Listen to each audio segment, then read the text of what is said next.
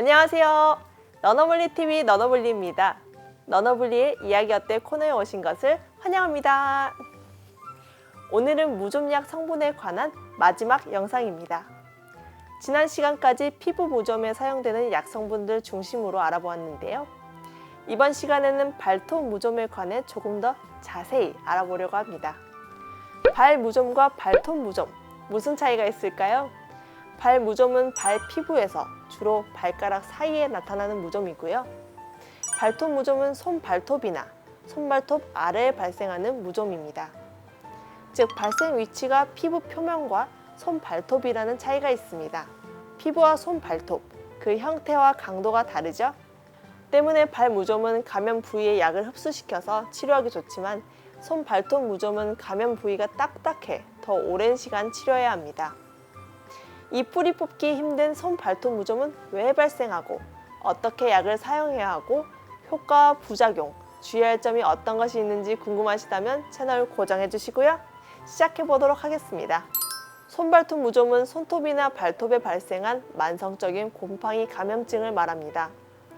이 손발톱 무좀은 성인에게 주로 발생하지만 어린아이들에게도 발생하는데요. 그 증상으로는 손발톱이 변색되거나 손발톱끝 아래의 각질이 두꺼워지는 손발톱 및 과다 각화증이 발생하기도 합니다. 손톱, 발톱이 피부와 분리되어 버리는 조각 박리증, 그리고 손발톱이 쪼개지거나 부셔져 버리는 증상이 나타나죠. 이렇게 미용상으로도 보기 좋지 않은 손발톱 무좀은 왜 발생할까요? 손발톱 무좀의 60에서 70%는 지난 영상에서 말씀드린 것처럼 피부 사상균에 의해 발생합니다. 그리고 피부 사상균에 속하지 않은 다른 곰팡이나 효모에 의해서도 발생하죠. 손발톱 무좀 역시 우리 일상에서 해당 균주와 접촉했거나 이미 균에 감염된 피부로부터 옮았을 때 발생하게 됩니다.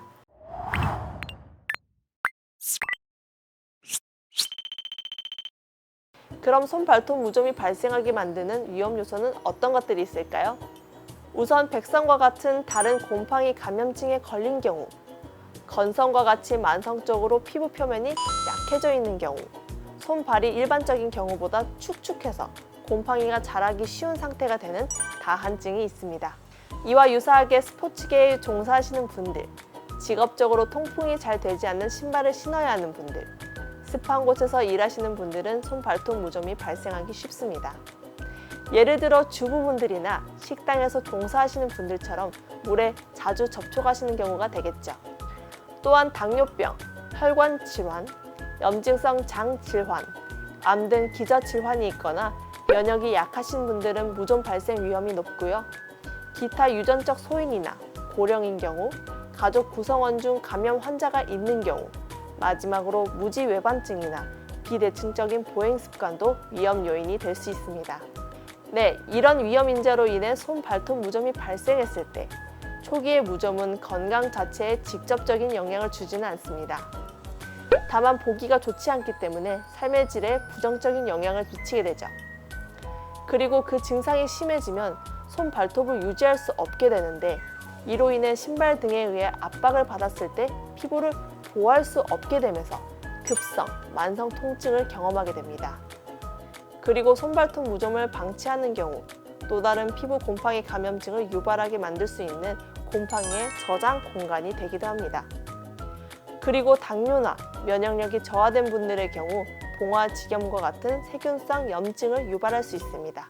때문에 치료를 원하시고 치료할 여건이 되거나 이미 통증이 발생한 경우, 그리고 기저질환이 있는 경우에는 이 무좀을 굳이 방치할 필요가 없는데요. 우선 손발톱 무좀의 경우 정확한 진단이 필요합니다. 그 이유는 손발톱이 비정상적이라고 해서 항상 손발톱 무좀인 것은 아니기 때문인데요. 실제 손톱이 이상해졌을 때 50에서 60%만 손발톱 무좀이라고 합니다. 육안으로 판별하는 방법도 있지만 다양한 진단 테스트 방법들이 있는데요.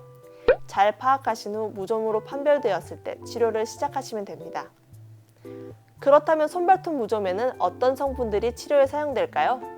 우선 국소 또는 전신 항진균제를 사용하게 되는데요. 어떤 것을 선택하는지에 대한 부분은 발생 균주의 종류, 질병 중증도, 치료 부작용, 그리고 비용 등을 고려해 치료 방법을 선택하게 됩니다. 우선 크게 국소요법과 전신요법으로 나누어 볼까요? 우선 국소요법은 전신요법에 비해 심각한 부작용이 발생할 위험이 적습니다. 그리고 복용한 약과 기존에 복용 중이던 약의 상호작용을 할 위험성을 줄일 수 있죠.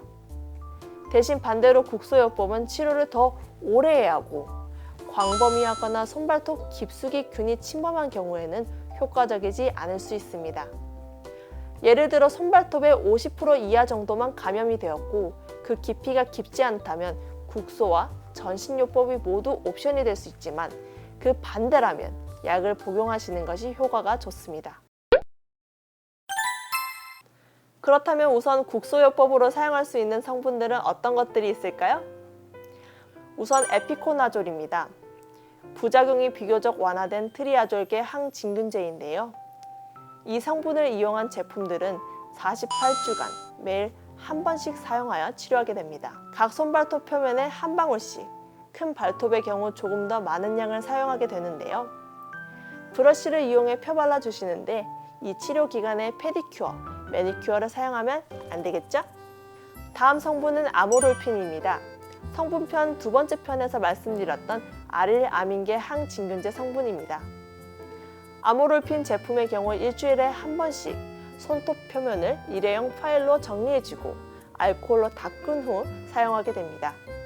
치료 기간은 일반적으로 6개월, 발톱의 경우 9에서 10개월 사용하게 됩니다. 이 성분을 포함한 제품들의 장점은 일주일에 한 번만 사용하면 되시기 때문에 환자분들께서 치료를 지속하시기에 유리합니다. 마지막으로 풀케어로 유명한 시클로피록스입니다. 이 성분은 제가 앞 영상에서 다루지 않았던 히아드록시피리돈 계열인데요.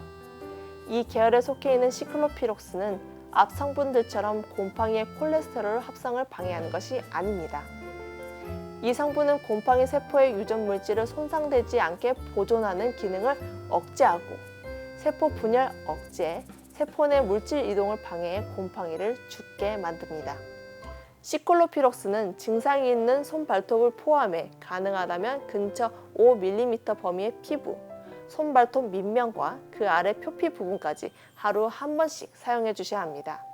그리고 일주일에 한 번씩은 알코올로 환부를 깨끗이 닦아주시고 떨어져 나오는 손톱 조각을 주기적으로 제거해 주셔야 합니다. 시클로피록스의 치료 기간의 경우 48주까지 계속됩니다. 마지막으로 손발톱 무좀 치료법 중 전신요법에 대해 알아보겠습니다.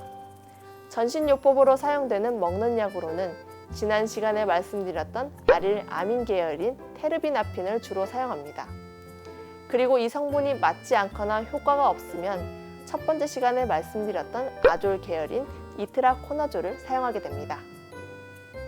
이 성분들에 대해 자세한 내용이 궁금하신 분들은 이전 영상들을 시청해 주시면 더 자세히 알 수 있으니 참고 부탁드립니다. 오늘 준비한 내용은 여기까지입니다. 오늘은 발톱 무좀의 원인, 위험 요인, 사용되는 약 성분들에 대해 알아보았습니다. 이렇게 총 4편에 걸쳐서 무좀편이 완결이 되었고요. 그럼 다음에는 새로운 주제로 함께 하도록 하겠습니다.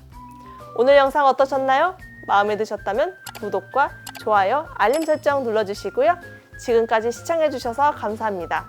너너블리TV 너너블리였습니다. 다음에 또 만나요.